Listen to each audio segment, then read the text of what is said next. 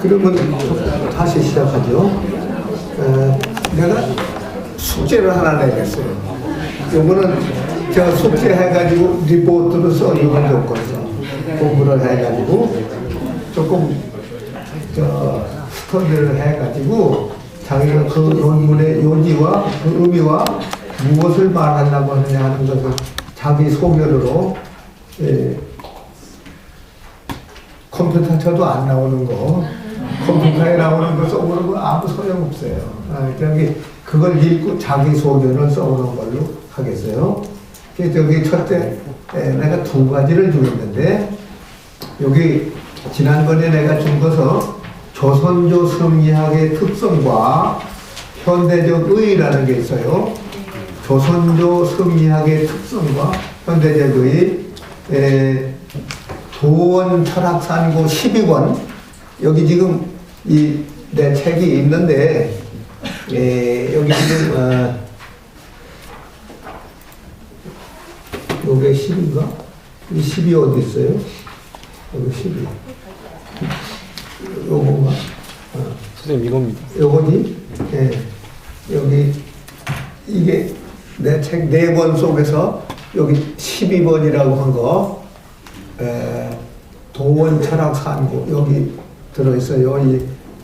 여기에 조선조 성리학의 특성과 현대적이라는 게 있는데 요거를 잘 읽고 정리를 해봐요.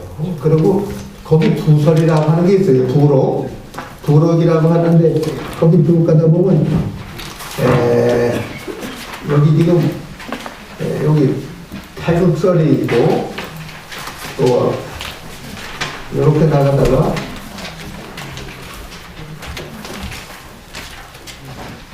여기 이기설인가 있고 여기 또 새까만 거 여기 나가다가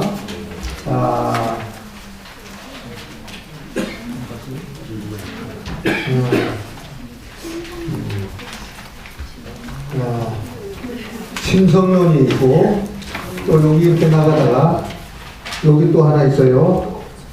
이게 잘 안 보여, 여기요. 이게 원책으로 보면은 좋겠어. 요거. 이게 하나도 안 보이잖아. 요거 표시 붙은데. 거기. 거기. 103페이지입니다. 그래.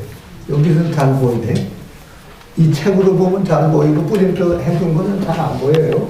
이 책을 조금 가지고 보면 좋겠어요. 근데 이 처음에, 거기다 안 보이는 거 적어요. 내가 말할게. 처음에 것이 99페이지에 있는 게 태극론. 99페이지에 있는 거. 태극론 밑에, 그게 태극론이야. 그리고 이제 그 넘어가서 100페이지에 있는 게 이기론, 이치와 기운, 이기론. 그 다음에 이제 101페이지로는 심성론, 마음심자, 성품속자. 그 다음에 오는 건 성경론, 성경. 정성성자하고 공경경자. 그 다음에 이제 103페이지는 한국의 성리학이 뭐이 다르냐? 중국 성리학. 그거 지금 적은 거예요. 그리고 이제, 그렇게 이제 나온 거예요. 그 다음에 나가는 게 좀 딴 거니까 거기까지 읽어가지고, 그거를 내 생각 가지고 정리를 할 거예요, 각자. 그래, 그거 하고, 이제 이 성리학이 아까 유교의 성리학인데, 불교하고도 통하고, 노장의 자연 철학하고도 통하고, 그것도 성리거든. 그리고 유교도 성리이고, 그리고 사실은 기독교 성경도 통해요.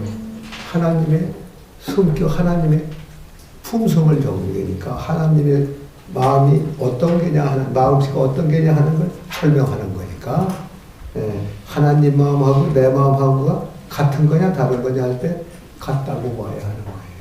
성경도. 다른 게 내가 그걸 이해할 수 있는 본질이 있는데 내가 방탕하고 감정에 휩쓸려서 그 본마음이 그 자세가 그 중심에 가서 있지 않기 때문에 그 이해를 못하고 알아듣지를 못하고 거기에 대한 행동을 못하는 건데 이제 그걸 따져가면 이제 거기도 나오는 거야. 하나님의 말씀이 나오는 그 근원이 어디서 나오나 그 근원은 내 속에는 없는가 할 때 있는 거예요. 그래서 지금까지는 기독교를 믿으면 하나님이 있고 유일하게 하나님이 보는 하나님의 아들이 있어. 예수 그리스도가 있어. 그런데 우리는 하나님 말씀을 직접 듣지를 모르고 하나님의 아들의 말씀을 통해서 우리가 알아요. 하나님 말씀을 아들을 통해서 이 세상에 와서 설명하게 됐거든. 근데 지금은 어떻게 되느냐? 하늘에 있는 성부, 예수 그리스도 성자. 근데 우리 인간 쪽에는 뭐가 있냐? 하늘이 준 성신이 있다. 성신. 근데 우리 성신이 있어도 성신을 발휘 못하고 그리스도의 말을 통해서 비로소 깨닫고 아는데 지금 오늘날 시대, 20세기 이후의 오늘날의 시대는 과거에는 이거 쓰는 거 어디 있어? 과거에는 이건 빼. 과거에는 이 성부가 다 했지만 그리고 성자가 했지만은 지금은 내 속에 있는 성신이 여기서 시키지 않더라도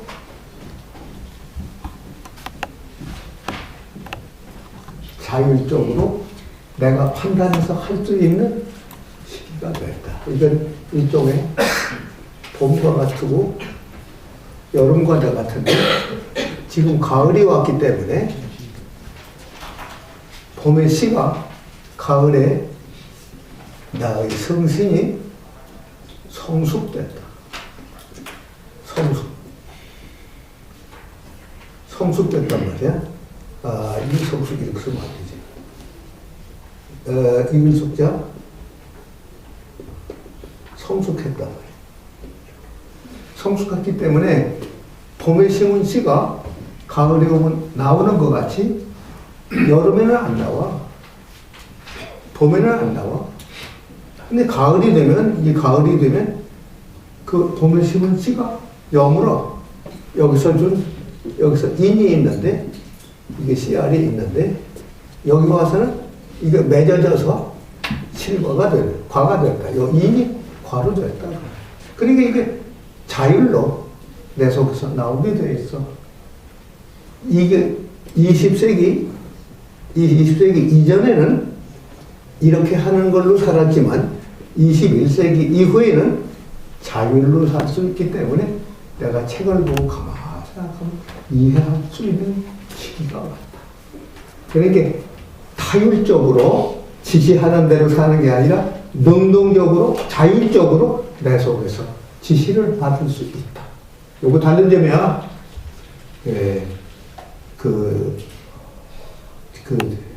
단테의 신곡에도 그래. 여기 성부시대, 성자시대가 있지만 앞으로는 성신의 시대, 내가 스스로 알 수 있는 시대가 왔다. 예. 여름에는 씨가 없지. 가을에 되면 씨가 나오죠. 내 속에서 나올 수 있다. 이게 다른 거예요.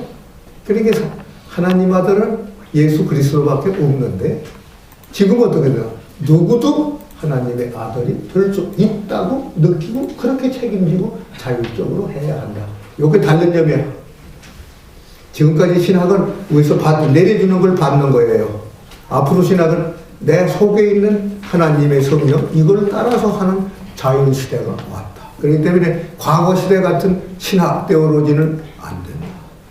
스스로가 책임질 수 있는 게 내가 하는 게 아니라 내가 보내신 내 속에 있는 말씀을 따라 하는 것이다. 그렇게 되는 거예요. 여기 다른 점이에요. 그러니까 지금까지 서구에서 가르치는 신학하고 다른 이론이 나오는 거예요. 판단하면 자기가 알 수 있게 돼 있어. 성숙들 가을이 왔기 때문에 저쪽에 있는 그것만 과일이 익은 게 아니야. 저쪽 밭에 있는 곡식도 있지만 내 밭에 있는 곡식도 익었고 저쪽 집에 있는 과일만 익은 게 아니야. 내 속에 다 익었다. 그걸 잘 알아야 돼. 그걸 못하면 이 한국 성경의 특징을 몰라요. 대단히 재미있고 좋은 원리가 나와. 거기에는 이렇게 하늘 중심 시대, 오늘날은 물질 중심 시대, 앞으로 지금 나오는 이런 성자 시대, 성신 시대가 아니라 이 성신의 시대가 되면 말이야, 우리가 하늘의 뜻도 알지만 물질의 의미도 알아요. 물질은 풍부하게 해야 되는 게 하나님 뜻에 없는 물질만 가지니까 오늘날 싸움하고 제국주의가 되고 산업 경쟁주의가 되지. 그 둘이 다 들어야 되는 거예요. 여기는 정신적으로 이 마음에 있어서 아주 편안하고 신성한 걸 느끼고 우리가 물질적으로 이게 편리하고 넉넉하고 풍부해야 되는 거야. 예수도 말하자면 돈을 구워줬는데 다 까먹은 놈이 있고 늙어 나간 사람이 있다면 그거 잘했다고 하잖아요. 이게 반대한 게 아니에요. 이 둘이 붙어 있는 건 옛날에는 이게 제일이고 이건 아닌데 지금은 이게 제일이고 이건 또 아니거든. 지금 뭐 물질이 최고지 무슨 교회고 무슨 성령 아무 관계 없어요. 선진국이 무슨 도덕과 예술과 뭐 그런 게 발달한 거 아니에요. 돈이 많나라 선진국이. GNP가 10,000불, 20,000불, 30,000불 가면 선진국이고 100불, 200불, 300불이면 후진국이야. 암만 종교가 있고 도덕이 있고 이 사람이 착해도 후진국이야. 물질 관계. 우리는 지금 1,000불 땀이지. 그러다가 지금 88 올림픽 때 이제 한 5, 6,000불 해서 그것도 왔어. 이북에는 하라고 해도 못해. 5, 6,000불이 안 됐거든. 그러니까 우리가 올림픽 하는 거 방해한다고 비행기도 떨어뜨리고 별거 다 해도 하라고 해도 못해. 아니 외국 선수를 수용할 능력이 있나? 외국 이 관광객을 수용할 능력이 있나? 경제가 안 되거든. 우리는 그때 88년 때 됐어. 우리가 했잖아. 그러니까 그런 것도 다 경제하고 관계가 있는 거예요. 그러니까 우리는 정신적으로만 이것이 아주 아름답고 착한 게 아니라 물질적으로도 풀하고 편리하게 돼야 되는 게 이 둘이 다 돼야 되니까 그전에는 이게 정신적인 종교 시대라면 이건 물질, 산업, 경제 시대거든 오늘날. 근데 앞으로 21세기라는 건 말이야. 앞으로 21세기라고 하는 것은 앞으로 그래서 이게 21세기보다 한 1,000년 동안 나가는 이 시대는 정신과 물질이 풍요롭게 된 인간 시대로 되는 거야. 인간화 시대. 이건 물질주의인가? 이건 땅주의 시대고, 이건 하늘주의 시대고, 이렇게 되는 거예요. 그러니까 지금은 인간화 시대로 온 거예요. 인간화 시대의 철학과 신학이 어떻게 가느냐? 전부 바꿔져. 이걸 알아들어야 돼요. 이제 이건 조금 다른 이론에서는 그런 걸 볼 수가 없어요. 우리 이제 여기서 보는 새로운 교훈입니다. 그래서 그걸 숙제를 지금 주니까 그걸 잘 보고 또 하나 숙제를 주는 건 말이야. 지금 이 책으로 말하면은 이 책에 여기는 내가 그 전에 이거 한 20년 전 쓴 거야. 한 20대 대도 넘었을 거야. 이게 쓴 지가. 그런데 여기에 송대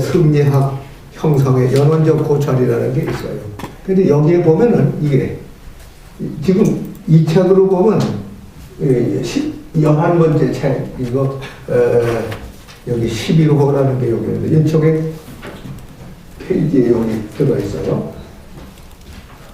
이게 뭐냐면 송대 성리학 형성의 연원적 고찰이라는 제목이 있어요. 여기에 이거를 꼭 읽어가지고 여기다 연구를 해가지고 와야 돼. 이게 왜 중요하냐? 유교에도 태극도설이라는 성리학이 있는데 도가에도 있거든. 그 도가에도 그 태극도설 같은 그림이 있어요. 근데 그 비슷해요. 근데 엄격히 따지면 입장이 다른 거야. 근데 그 입장 다른 걸 사람들이 몰라. 근데 그걸 내가 설명하는 거고, 또 불가에서 그 도장에서 설명하는 그 그림이 있어요. 그 그림이 태극도설하고 아주 유사해. 비슷한데 그건 불가의 입장에서 한 거야.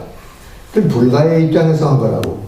어? 이 태극도설이 있는데 이렇게 생긴 도장에 이게 이제 저 불가에 이제 이 아라야식이라고 하는 게 있어. 아라야식 넘어서면 이제 붙여진다는데 그 아라야식 도가 있는데 이게 송학 성리학의 주력의 태극도설하고 같아요. 비슷한데 어떻게 다른가? 그걸 구별할 수 있는 사람은 성리학을 하고 그걸 구별 못하는 사람은 혼동을 하는 거야. 똑같다고 하고. 그 달라요. 그래서 그걸 쓴 것이 이게 내가 옛날에 쓴 거예요. 근데 이게 조금 어려운 논문이고 일반은 거기 이해하기 어려운 거야. 이게 내가 여기 교수도 해가지고 첫 번째 쓴 논문인데 38살에 쓴 거야. 지금 88세인데 얼마나 오래됐냐.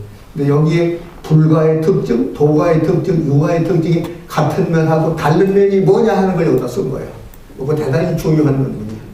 이거를 읽어가지고 오는 거. 그 두 가지, 그거를 내가 제목으로 해서 공부를 좀 해야 될 거야. 그러면 이제 그거서 구분하고 내가 거기서 이거 보고 잘잘못을 내가 설명을 내가 따로 그걸 따로 내가 강의를 해줘야 될 거예요. 그건 제목으로 내가 숙제로 내는 걸 얘기하고요.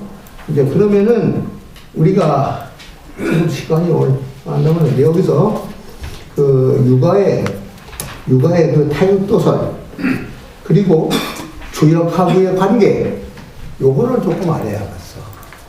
주령계의 태극도설이라고 하는 게 송나라 때 있는데 그것이 적어도 3000년 전 이전에 있던 주역의 원리하고 어떻게 서로가 통하고 관계 있는가. 거기서 성리학이 빠져나오는 건데 어느 대목에서 성리학이 빠져나오는 건가.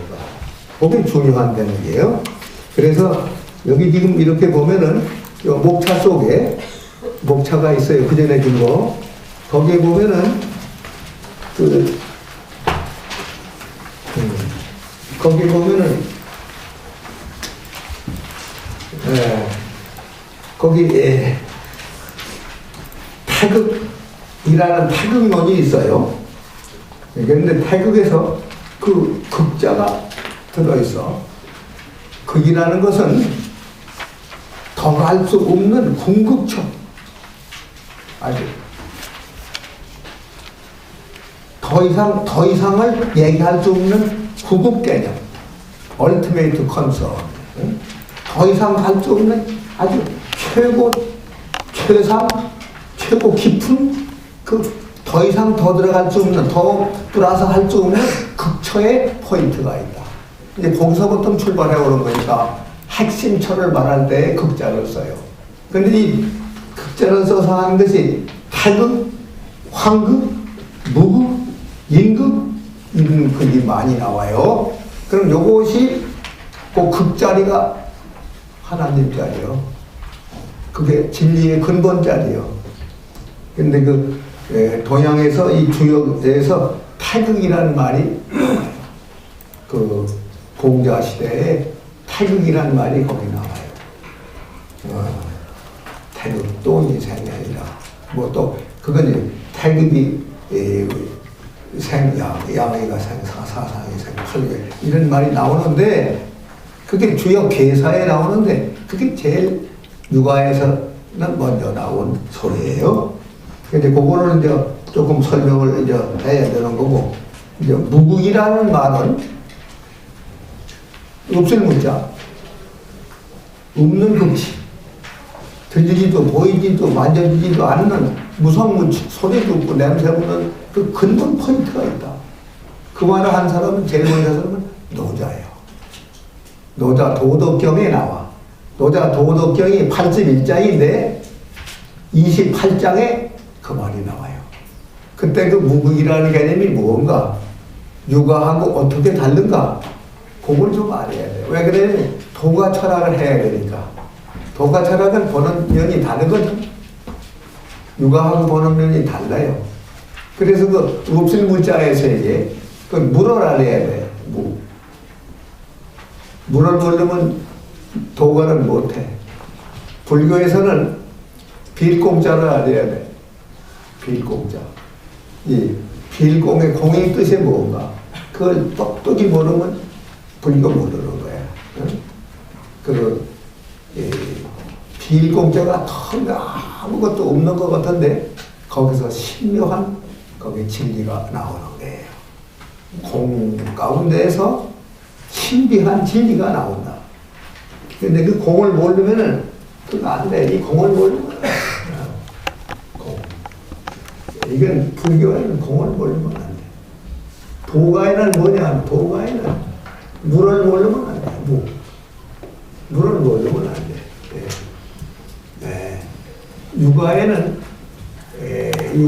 여러 가지가 있지만은 이 공인이 문이 이런 것보다는 중을 모르면 안 돼. 이 도가에서도 이제 삼론 같은 공과 중, 삼론, 중론이 나오지만은 달라요. 보는 입장이 다른 거야. 육아의 중, 도가의 무, 불가의 공, 이걸 알아야 돼요. 그러니까 이 세계가 어떤 것인지 공부해야 돼. 따로 공부해야 돼. 육아적인 공부도 하지만 도가적인 공부를 해서 그 무의 세계를 해탈해야 돼. 네. 그 무가 아니면 안 돼요. 공부 많이 해도, 거기서 공부를 많이 해도 이 마음이 이렇게 맑고 깨끗하고 아주 마음이 깨끗하지 않으면, 무가 아니면 공부를 많이 해도 오히려 안정하고 사사롭게 만들어서 더 무서워요. 그러니까 이 마음, 이게 진리가 좋다고 해도 이 그릇이 있는데, 그릇, 이 진리를 내 마음속, 내 마음의 밭에다가 심었고 거기다 담아놔야 되는데, 이 마음, 이 그릇이 말이야 이렇게 오탁하거든. 오탁하다 보면 네. 네. 아주 오해, 더럽단 말이야. 더러우로자. 이거 더러우겠지. 오해가 되는 말이야. 안 돼요. 여기서 때가 묻으면 안 돼요. 이게 이렇게 때가 없어야 돼. 무구, 청정해서 깨끗해서 때가 없어야 돼. 그래, 그런 그릇에다가 진리를 담아야지. 마음이 더럽고 지저분하고 거기다가 깨끗한 진리를 담으면 진리도 더럽게 된다. 그러니까 먼저 이 무라는 게 이게 좋습니다. 근데 그 무의 의미를 제대로 아는 사람이 없어. 도가의 무라는 게 어떤 것인지 그걸 제대로 아는 이가 없어. 네가 옳다고 해? 네가 옳다고? 그것도 아니야. 여기서 그것도 아니야. 누가 말해도 아니래. 불가에서는 그 행동 잘했어. 아니래. 아무가 했어? 법정 스님이 잘했어? 도가한테 물으면 아니래. 아무가 잘했어? 잘했지. 아직도 아니래. 다 아니래. 이 무라는 게 어떻게 깊고 넓은지 말이야. 이해 못해? 참말로 어려워. 근데 거기 가면 나중에는 때나 하나도 없고 살만 남았어. 진리만 남았어. 거기서 느끼고 행동하고 말하는 게 그대로 진리. 도가의 자연법이라는 거 제대로 공부한 사람이 없어. 그걸 제대로만 하면 뭐 유교도 통하고 불교도 통하고 기독교도 통하고 뭐 마호메트도 다 통할 수 있어. 불교를 통하면 다른 거 다 통할 수 있지 또. 다 그런 거예요. 근데 안 통했기 때문에 각각 장벽이 있고 대립하는 거예요. 그러니까 본질을 제대로 알고 공부를 하면 확 통해서 그 말이 내 말이고 내 말이 그 말이고 어제가 오늘이고 오늘이 그제고 다 통해버려요. 법과정 공부는 많이 해야 돼.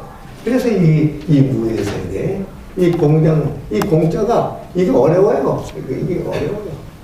아주 마음속에 들어오면 한데 없는 맑은 하늘, 푸른 하늘, 그게 있어요. 그런데 이 공 속에서 이 빈 것 같이 보이는 아무것도 없는 속에서 신묘한 현실이 진리가 그 속에 있다. 거기서 나옵니다. 공중묘. 그 공의 뜻을 하면 텅 비었단 말이 아니에요. 그게 뭐가 무슨 뜻인지 알기 굉장히 어려워. 그건 제대로만 알면 다른 것도 얼른 알아요. 금방 알아요. 무슨 소리 해도 안 돼. 아는 사람이 말하면 거꾸로 말해도 돼요. 알고 얘기해. 모르는 사람이 얘기하면 오늘 말은 똑같이 이 사람이 한 걸 해도 틀렸어. 그거 모르고 해. 남의 소리 하고 앉는다 이거. 알지도 못하고 입만 벌리고. 아니에요. 영향이 없어.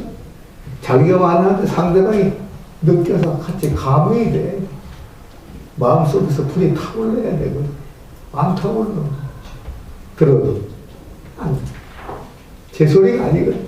남의 소리 앵겨놓으니까 꼭두각시지. 제 소리가 아니거든. 그러니까 이 공의 의미가 뭔지, 무의 의미가 뭔지, 중의 의미가 뭔지 이걸 똑똑히 알면 이게 확 통해. 확 통해버린다. 그러니까 이쯤 공부를 하면은 다 요새는 다른 종교들이 많이 그거 공부해요. 마음을 공부해요. 제대로 알면 통해요. 싸우지 않아요. 기독교하고 마호메트가 지금 싸우고 하나는 폭격하고 하나는 테러하는데 그거 만날 수 있는 길이 있어. 근데 이게 완전 대립을 하고 있거든. 지금. 근데 그거 안 돼. 그 종교 간의 싸움이 통할 수 있는 길이 있는데 모르니까 싸우는 거예요. 응? 오바마가 뭐 아프가니스탄에서 다 철수하겠다. 군대 철수하겠다. 거꾸로도 강하게 나오니까 지금 회교도가 말이야. 좀 생각했다가 말이야. 골을 내기 시작했어. 다시. 응? 부시가 그렇게 막 폭격을 하고 막 야단을 하다가 예. 오바마는 철수하겠다는 말을 하니까 새롭게 뭐가 들어가 하다가 요새 골을 내고 막 나오니까 말이야. 응? 지금 아프가니스탄인가 이북하고는 지금 핵무기 협정 회의에서 초청도 안 했잖아. 초청 안 했어요. 이북도 안 하고 다 했어도 이 중동의 그 지역은 안 했어요. 그러니까 이게 이제 어떻게 해결되느냐 하는 걸 지금 국제적으로 따지지만 그거를 옳게 할 수 있는 사람은 그 모인 대통령 속에 아무도 없어요. 아무도 없어요. 그거를 제대로 말할 수 있는 철학을 거기서 우리가 배우는 거예요. 굉장히 좋은 걸 해요. 우리가 이렇게 본다고 하면 이러한 의미가 다르다고 표현을 했지만 이건 중국적 사유, 이거는 인도적 사유, 이건 적극적인 행동의 사유지만 이거는 적극적 사유를 다 버리고 난 다음에 때를 다 떨고 난 다음에 진리를 얘기하지. 처음부터 이 더러운 속에다가 무슨 진리를 얘기하냐. 여기도 그래요. 공을 가지고 먼저 공의 세계에 들어가지 않으면 얘기를 해. 스님을 찾아왔는데 딱 앉았는데 제법 다 아는 것 같이 하고 앉았거든. 스님 앞에서. 그럼 스님이 말 안 해요. 네가 가진 지식을 저 지금 시냇물에 가서 다 빨고 씻고 깨끗한 허백한 마음으로 빈 마음으로 오라. 그때 얘기하고 그래요. 어지간히 아는 것 같이 앉았으면 말이야. 안 돼요. 거기다가 더러운 그릇에다가 좋은 걸 넣으면 좋은 것도 더럽죠. 그러니 먼저 깨끗하게 맑고 청정하게 만드는 공부, 그게 수양이다. 그게 필요한 거예요. 그 공부는 안 하고 자꾸 배우는 것만 덧붙이려고 하지. 안 돼요. 이 수도하는 공부, 높은 공부, 깊은 공부, 더 영원한 공부를 하는 것은 내 마음 봐서 깨끗하게 하는 거 먼저 그거 해야 돼. 손지, 우손지해 덜고 또 덜어서. 그게 때인데 살인류가 알고시면 돼요. 떨어내서 더 떨을 거 없이 다 떨었다. 그러면 그 살만 남아서 미친이란 말이야. 더 덜어내면 이렇게 없다고 생각할 때는 진리요. 다 떨었습니다. 아, 살을 깎아내면 안 되지, 그때는. 때를 달리는 거 살을 깎고. 그런데 그 얘기는 아주 기기묘묘하게 하는 거예요. 종교들이. 이제 그건 이제 그렇게 알고, 이 유가적 사유에 대해서, 유가를 가지고 다른 종교가 말하는 것하고 어떻게 그 찾아가는 방법이 다른가. 그거를 설명하는 게 지금 아까 그거하고 설명을 우선 그걸 읽어가지고 보는 게 좋을 것 같아요. 이제 그리고, 여기서,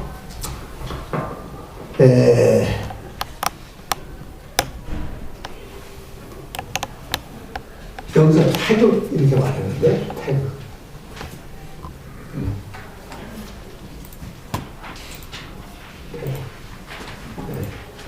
이거는 아주 극치니까 더 이상 더 할 수도 없고 뺄 수도 없고 한 그 자리예요. 그러니까 대라는 것은 이 대보다도 더 커. 대지대를 태라 그래요. 예. 그래서 이건 디귿받침이고, 이건 니은이고, 이건 디귿이고, 이건 티귿이고 그래. 이게 느드득, 이 서름이야. 우리 말에 훈민지음에도 느가 혓바닥에서 나옵니다. 느 이렇게 들어야 돼. 드라는 건 이건 혓바닥에 이렇게 나왔는데 이 혀가 천장에가 닿아야 돼. 드. 안 닿고서는 드가 안 돼요. 갖다 대야 돼. 여기가 딱 닿아야 돼. 근데 이제 여기 위가 이렇게 닿았는데 그럼 드가 되지 뭐. 툭 할 때는 이게 더 올라가서 툭 터져 나가야 돼. 더 하다가 툭 이렇게 떨어져 나가야 돼. 그래서 대보덤도 너보덤 대보덤 태가 더 큰 거예요. 아주 더 클 수 없는 진리의 극점. 그 말이에요. 태극이라는 말이 더 이상 말할 수 없는 최고의 최상의 가장 깊고 넓은 진리. 그건 태극이라고 하는 거예요. 그러니까 말로 표현하지 않고 형용사로 그냥 태극이라고 한 거예요. 태극은 말로 못해. 네.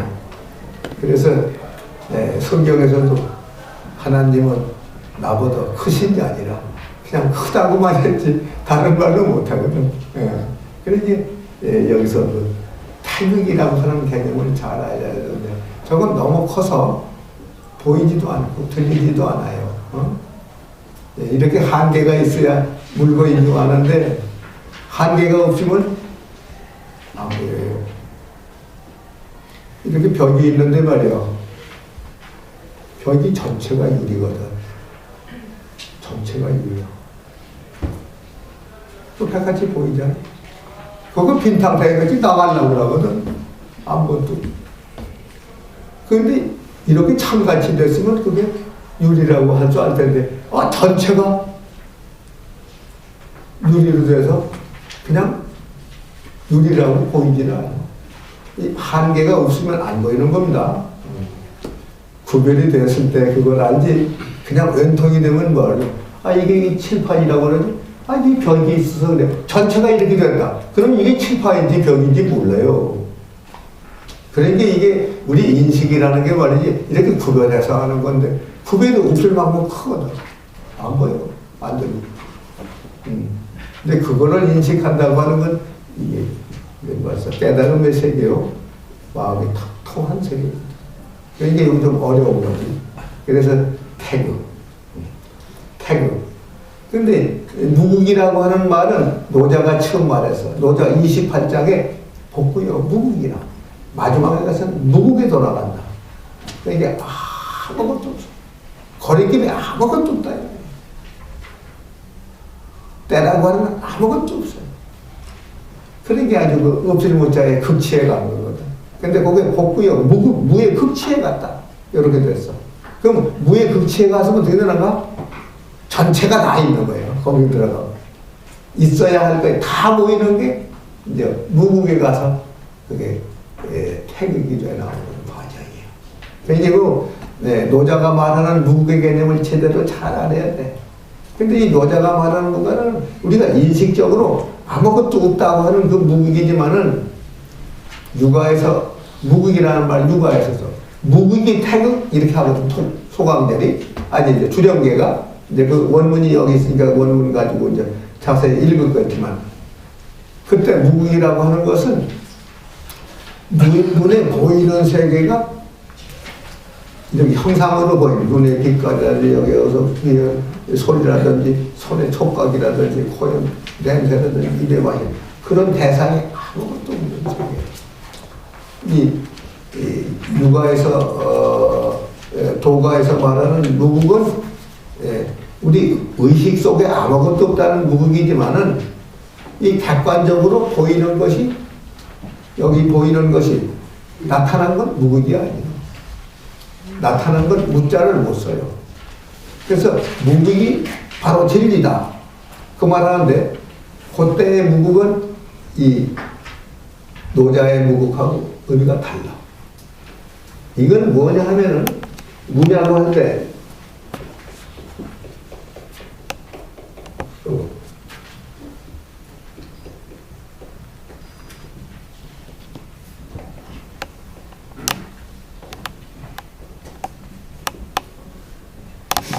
이건 진리의 극치란 말이고 이 무국이라고 하는 것은 노자가 말하면 인간의 허위와 가장과 기만과 그 인간적인 그 유한한 인간의 요소가 하나도 없는 세계다. 이런 의미로 없다는 걸 이야기하는데 그 의식적으로 이거 인식의 차원에서 말하는 무국인데 이 무국이 태극이라면은 이건 무의 세계고 이건 유의 세계인데 무에서 유가 나온다. 그런 말이 아니에요. 되게 그렇게 생각하거든. 무에서부터 태극이라고 하는 게 있다. 이렇게 생각하거든. 무국이 태극이다. 이렇게 태극을 낳았다. 이렇게 보는 그 말이 아니야. 다른 건 이렇게 무에서 아무것도 없다고 하지만 무에서 여기서 유가 나오는 거야. 무가. 무라고 하는 게 바로 유라. 이렇게 보는 거야. 그런데 여기서 무국이라고 하는 개념은 이거는 다른 데하고 달라.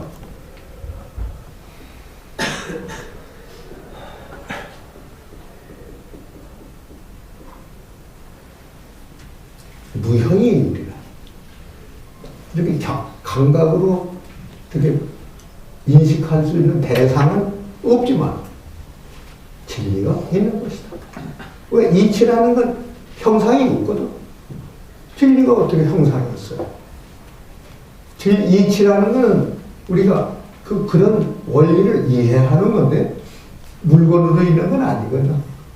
그러니까 물건으로는 여기서는 무국한 게 여기서는 아무것도 없다고 이렇게 하는 것 같지만 형상이 없다 이 소리요. 이렇게 나타나는 시각, 청각, 후각 어떤 곳에도 대피지 않는 무형한 세계지만 없는 게지만 진리가 속에 있다. 그 소리야.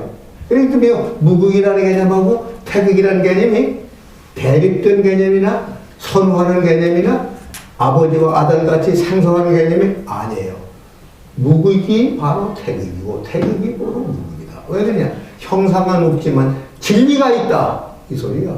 진리가 있기 때문에 물건이 있는 게 아니다. 요 의미를 제대로 알아듣는 사람이 성리학하는 사람 속에 없다. 그 말이야. 요거 잘 알아야 돼. 무형이 유리다. 형상은 없지만 진리가 있다. 진리는 냄새도 없고 소리도 없고. 그 네가 이해해야 되니까. 보이지도 않고 들리지도 않는 게 무서운지 소리도 없고 냄새도 없고. 진리가 무슨 소리와 냄새가 있어? 없어요. 물건이나 있지. 거기를 알아야 된다. 그래서 무극이 태극이라 하면은 형상은 없지만 그렇게 대상적인 사물은 아니지만은 그걸 있게 하는 진리가 있다. 진리는 감각으로 안 들어오니까. 그래서 다른 데서 말하는 무국 개념하고 달라요. 요게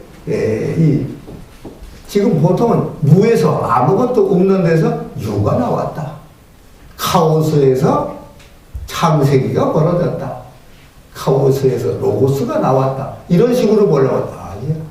성리학은 그렇게 말하는 게 아니야. 무극이 태극할 때는 형상은 없지만 거기에 진리가 있는 것이다. 그래서 무극이라는 개념하고 태기라는 개념이 에큐바렌트다. 동등 개념이다. 같은 개념이다. 무에서 유가 있다. 이런 말이 아니에요. 이걸 잘 알아듣지 않으면 성리학의 출발도 못해. 딴 데로 가요. 그걸 아주. 그러니까 요 대목을 잘 알아야 되는데 보통은 무극이 태극, 무극이 태극을 낫다. 이렇게 해석하는 성리학가 많다 이 말이에요. 중국도 그렇고 우리나라도 그렇고. 거기서부터 출발이 다른 게 출발해서 이게 압록강으로 이렇게 흘러가야 되는데 저쪽으로 성화강이 되고 절로 가가지고 두만강이 되고 이게 땅강이 됐다. 그 원초점이 무슨 뜻이고 어떻게 해석해야 된다. 거기서 출발 방향이 틀렸기 때문에 체계가 다 틀려가지고 나중에 이론적으로 싸움이 나는 거야. 말하자면 그 근본 개념에 대한 이해와 해석이 전혀 다른 거예요. 요걸 잘 알아듣는 게 아주 키포인트예요. 요게 아주 지금 우리 설명하는 데 중요해요. 그러면 진리라는 게 어디 있는 거냐? 형상은 없는데 이치가 있다. 하늘에 진리가 있다. 그 어디에 있나? 하늘에 있나? 땅에 있나? 하늘에 있다고 하면 이건 황극이라고 해서 저 하늘에 있는 걸로 보는 건데 땅에 있다고 하면 물질 쪽에 여기서 진리를 보는 건데 근데 그게 아니야. 물론 하늘에 있다고 해도 되고 땅에 있다고 해도 되고 물건에 있다고 해도 돼요. 그건 다 되지만은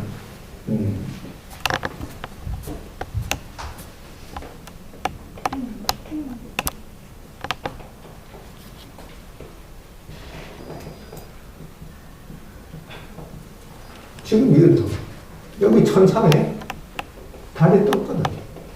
여기 달이 떴거든. 근데 여기 강물이 있어. 이 물이 흐르는 강물이 있어. 대동강도 있고 양자강도 있고 미시시피 강도 있고 뭐 중국의 강들, 불아파에 있는 강들, 우리나라에 있는 강들, 미국에 있는 강 다 있어. 그 강 속에 천강에 물이 있으면 천강에 달이 있거든. 그러면 천상의 일은 하나인데 이건 1000개거든. 1000개가 된다고. 1000개의 달이 있어.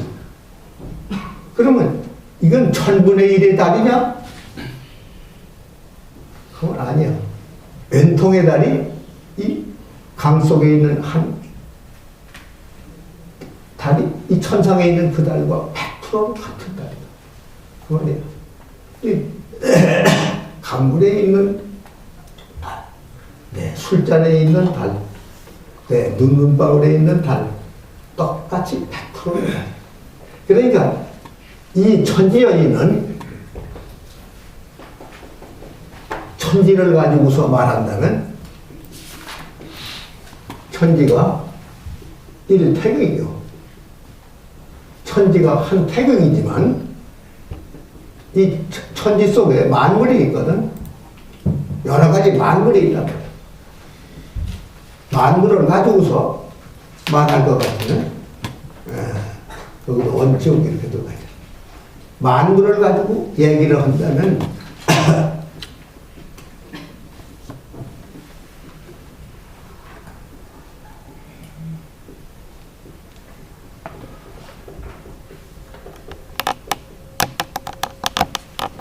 만물을 가지고 여기도 달이 있고 저기도 달이 있고 여러 개가 달이 많거든. 그러면 이 만물을 가지고 말하면 만물지 중에 각각 태극을 가지고 있다. 그러니까 하나를 얘기해도 태극, 우주 전체를 통합으로 해도 태극. 그러니까 내가 여기 있다 해서 내 속에 태극이 있다. 그러니까 만물지 중에 태극이 아니라 내 마음속에 있는 태극을 가지고 깨달으면 우주의 태극을 안다. 그러니까 자기가 진리라는 건 뭐냐? 너 이것을 너 자신을 아는 거다. 소크라테스가 진리는 어디에 있는 거냐? 공자가 말하면은 오도는 일이고 아니라 내 도는 하나로 보였다. 내 속에 있는 진리, 여기 진리가 내 속에 있거든. 그거 가지고 보면 다 보여. 하나로 된다. 어? 그러니까 불교도 그 얘기고 그러면 불교 얘기와 같은 거지. 그러니까 전부 이 천지로 말하더라도 한 탕이고 천지 속에 만물이 쪼개졌다라도 한 탕이죠. 여봐요.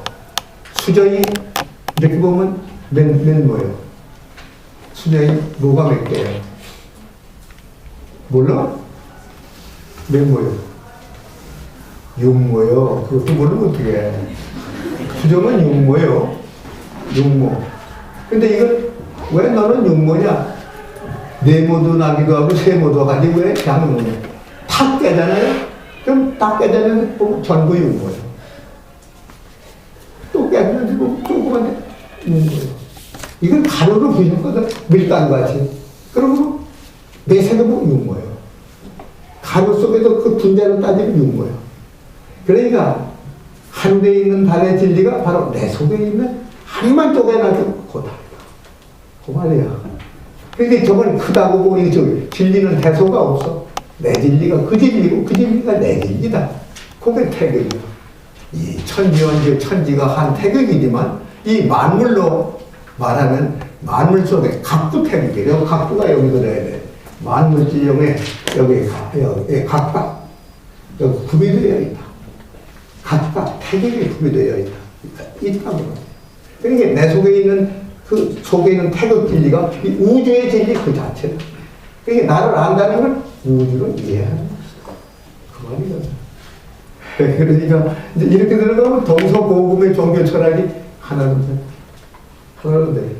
근데 이 태극론에 들어가면 이게 굉장히 중요한데 우주의 태극이나 이 세상에 보이지 않는 태극을 얘기하는 게 아니라 내 속에 있는 태극.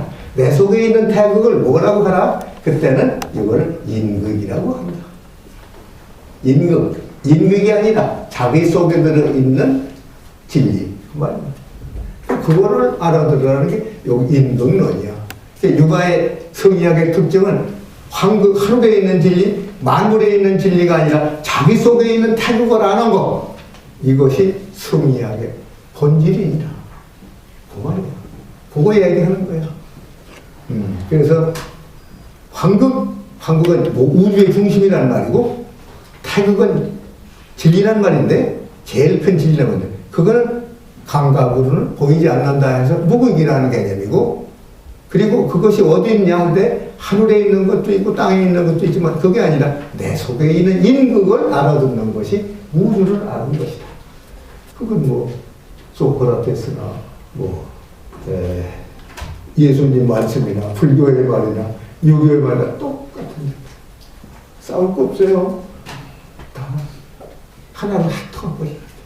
이제 그러면 우리가 그렇게 알고 요 두 가지 숙제를 해가지고 요 다음에 다시 얘기하기로 하고 오늘은 이것으로 마치겠습니다.